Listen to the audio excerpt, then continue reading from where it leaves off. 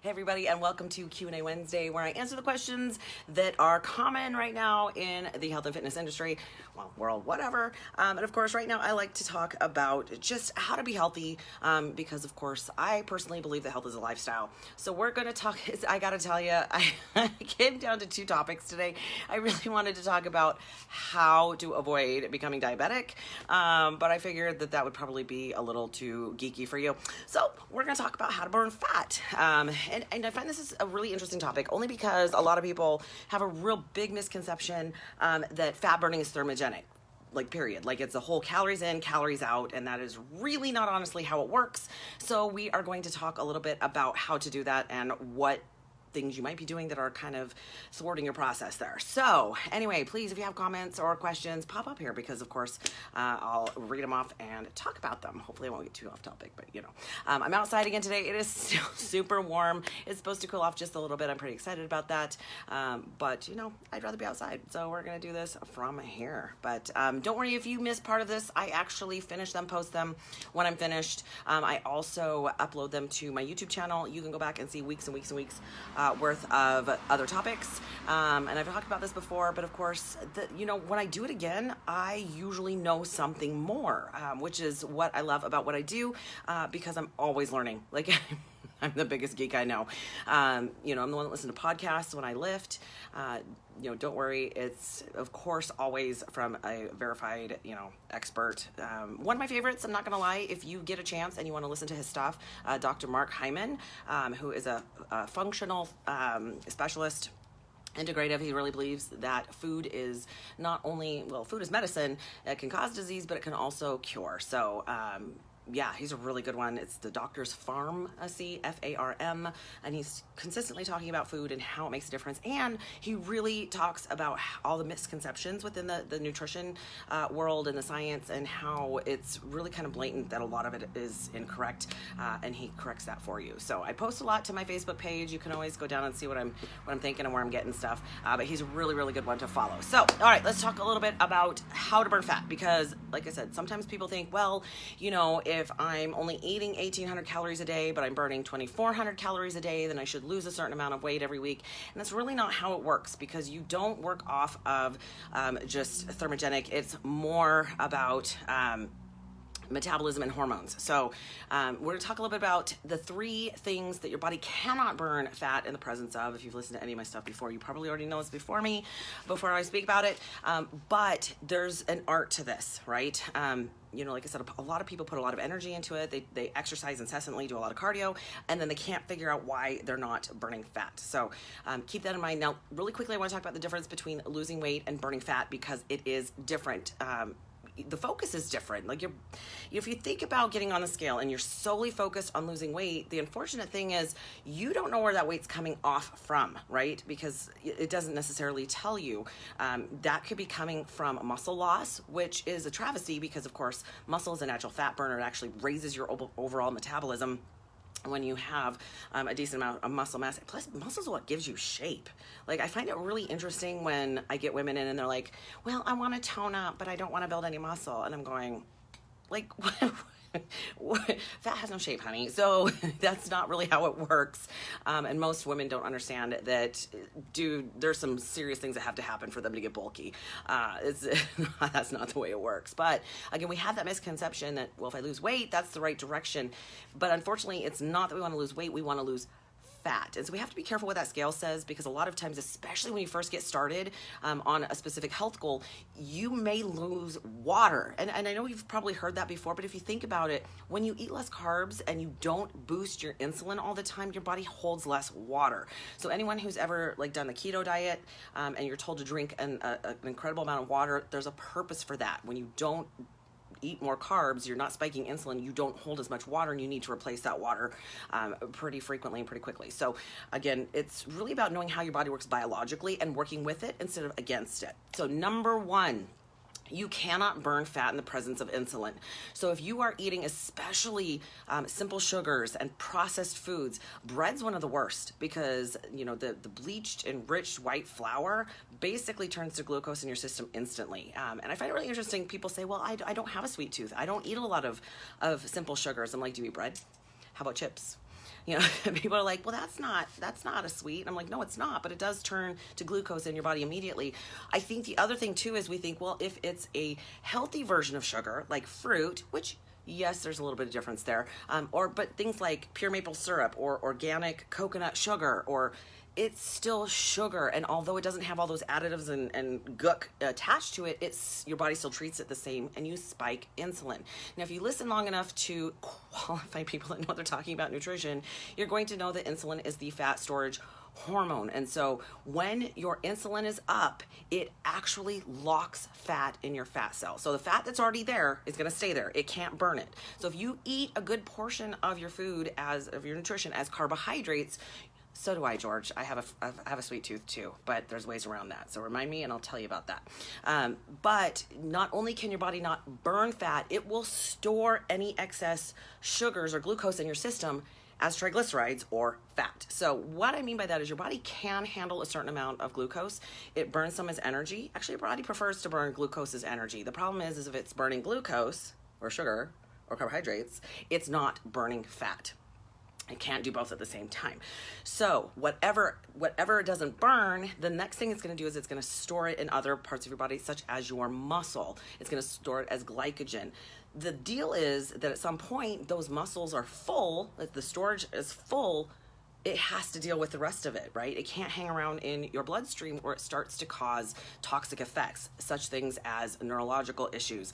That's why diabetics tend to have issues with their extremities because, of course, they're having issues with their nervous system. So again, your body has to deal with it, and by dealing with it, the first thing it does is it spikes insulin, and then it stores the excess away. So insulin isn't always bad. You know, if you are trying to put glucose or glycogen in your muscle, that's not a bad thing. That's why a lot of people who lift and bodybuilders tend to do more carbohydrates right around their workout because they want their muscles to accept the excess glucose.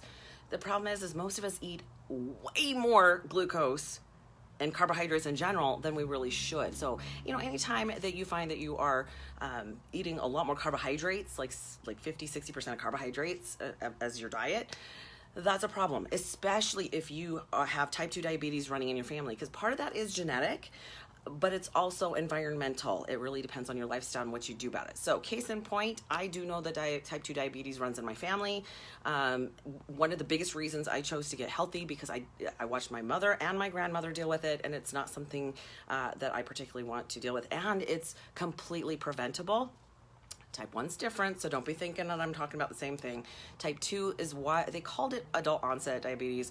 The problem with that is that it's becoming a younger and younger issue. Again, all you have to do is look at the standard American diet. It's a problem at this point because we eat so much processed food and junk and sugar. I want to say it's like 146 pounds of sugar per person in the United States. Don't quote me on that. I could be wrong. But again, I listen to a lot of a couple of different doctors that talk extensively about this, and it's a problem. Sugar's a problem, right? We don't need it. Our ancestors didn't have that problem because they didn't have it so readily available. The only time they had sugar was through natural sources, but they didn't get it all the time. Okay, so we talked about that. We talked about that it comes from processed food, and then unfortunately it locks your body fat within your adipose tissue, also known as body fat. All right, number 2, your body cannot burn fat in the presence of cortisol. And I've talked about this before, but it's unfortunate that in this day and age, you know, cortisol is your fight or flight, right? When our ancestors, you know, something was happening, maybe, you know, a bear was in their yard or whatever they had to run away from, their cortisol spiked because they needed to run away. So their body produces, it dumps sugar into their bloodstream, so they have the energy to run away. Well, the problem is that our stress isn't like that. Our stress tends to be pretty consistent daily, especially right now with what's going on. A lot of people are stressed out, and so now we're having low levels of cortisol all the time, which does a couple of things. Number one, it contributes to inflammation, which we all know is a problem and can cause disease. But the other problem is that, again, our bodies won't burn fat. It has no reason to, especially if you are regularly stressed out. So keep in mind that those two things, so insulin we talked about, cortisol is the other problem. So you've got to find ways around that. And we're going to talk about that in just a minute because I always give tips. I always give tips. Number 3, your body cannot, and I know you're not going to want to hear this one, but your body cannot burn fat in the presence of alcohol. And so it's completely unfortunate. And I'm not saying that you can never drink. The problem is right now it's pretty prevalent. I know that we're dealing with a lot right now. And technically, liquor stores are considered essential. Flabbergasting to me because gyms aren't, so can't even do my job.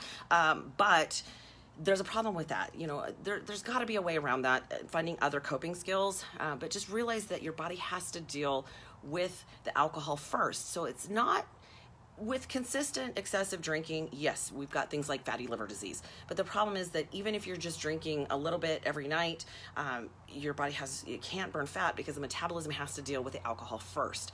The alcohol, the way that the byproduct of when your body breaks it down into a byproduct which is an acetate, which technically is toxic. And so if you think about the fact that they call you, when you're drunk, you're intoxicated, right? Your body has to deal with that so you don't have significant issues from that. And so your metabolism has to deal with that first. Now, if you drink a lot every night, guess what? I mean, your metabolism might be dealing with that for up to a couple of days, depending on how much you drink and how, what size you are. So that's a problem. So in order to burn fat, I know we talked about how your body does not burn fat. Now we're going to talk about how it does burn fat. So really you have to, and it's different for everyone. This is not a blanket statement about, okay, you need to go keto. No, it just means that if you're eating a bunch of processed food all the time, you're going to really struggle to burn fat. Even if you eat super, super healthy, but you're eating a huge portion of your nutrients in, say, fruit, that can be a problem. I limit my fruit consumption to 2 servings a day. And when I get ready for a show, which I'm no longer competing, but I do limit my fruit because, again, it can make a difference.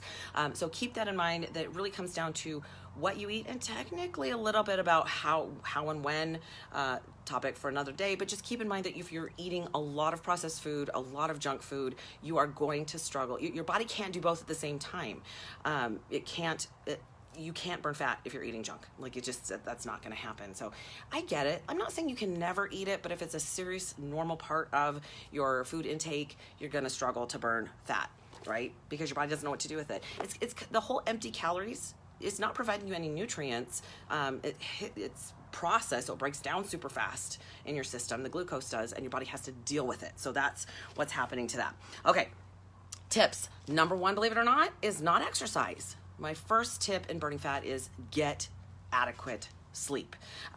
There's some really great information. You don't even have to dig that far, but one of my favorite books is called The Circadian Code, and it really talks about how your body follows the rhythm of the sun. The 24-hour period, your body likes a schedule, and sleep is more important than the exercise. So even if you're exercising but you're not getting enough sleep, you're going to struggle to burn fat because your body is not being optimal. So keep that in mind, that if you're not getting enough sleep, that should be your first goal, is to really work on that. Topic for another time, but if you go back through my YouTube channel and go through everything, hey Olivia, you're going to find some tips on that. There's some really great articles around. Okay, number 2, strength training. I'm aware that cardio burns fat. The problem being is that your body gets really good at it really fast. So yeah, day 1, you might be struggling and breathing hard. Hi, Jolene. But by day 20 and 25 and 30, your body doesn't burn as many calories when you do the cardio. So really, to get your best fat burn, you need to put on a little bit of muscle. Now, ladies, that doesn't mean that you have to get super bulky and big. Trust me, you won't. You don't produce enough testosterone, and you don't eat enough food to get huge. I actually eat a lot of food and lift really, really heavy. So for what I have, it's taken me a long time to get there. So that's not going to be a problem for most of you. But you do need to do some strength training, because muscle is a natural fat burner. It also is beneficial the older we get. I get a lot of older clients who come to me saying, if I don't build my core strength, because that's where your balance comes from, I'm going to lose my independence. And that would be true, right? If you think about your grandma and she has a struggle going up and down those stairs because her balance is gone, it's because she doesn't have a whole lot of core strength, and that's something that we really need to maintain, right? And the older we get, the more important that is. All right. And of course, like I said, it's not that I'm not recommending cardio. Depending on the person, you need to have a balance of that. I personally tend to carry my body fat in my legs, and I'm very aware that to get where I want to go when I'm trying to lean out a little bit, I have to do cardio. Now, if you tend to keep majority of your body fat in your midsection, that is full on a nutrition issue. You need to really pay attention to what you're eating. Again, if you're not quite sure more about that, you can also message me directly. I'll give you some more tips on that. The next one is you have to eat less carbs.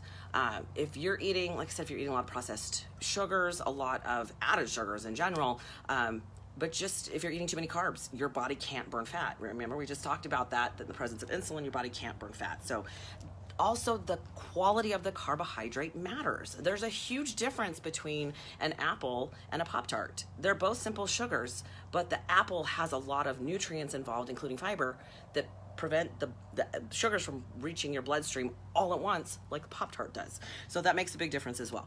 The next one is reduce stress. We talked about that cortisol is a stress hormone and your body cannot burn fat in the presence of cortisol. Very aware that's a hard one right now. Very aware. Trust me, I've had my times throughout this pandemic where I'm just over it. But there's things that we have to do. None of it's easy, but it has to be focused and it has to be, you actually have to pay attention. It's not a habit you're gonna be able to change overnight.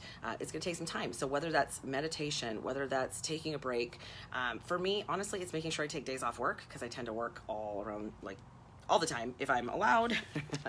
So I have to make sure that I really do take time to manage my stress and to relax, and that's a hard one for me. The last one I'm going to talk about today is be careful about grazing. You know, in this day and age when food's plenty, there's food on every corner at the convenience store. It's pretty easy to eat non-stop. But when you do that, again, your body is producing insulin. It doesn't have a chance to actually tap into your fat stores. Not a bad option to intermittently fast as well if it's something that works for you. You just have to make sure you actually follow the protocols and you're not trying to cheat, you know, with loopholes. So that's an important part as well. So hopefully that helps. I know it's going to take time to change some of those habits. It's okay. This is a lifestyle. This isn't supposed to be an overnight, oh my God, I gained the quarantine 15, so I needed to lose it in 3 weeks. Probably not going to happen. First, you have to fix this because you got there for a reason, and then you can work on everything else. So have an incredible night, you guys. I hope I'm helping people. That's just my sole goal with this, hoping to educate people because there's so much confusing information out there. But have a great night. And if you have an idea, a question, whatever, either leave a comment below or you can reach me directly through Facebook Messenger. So have a great one. Have a good night.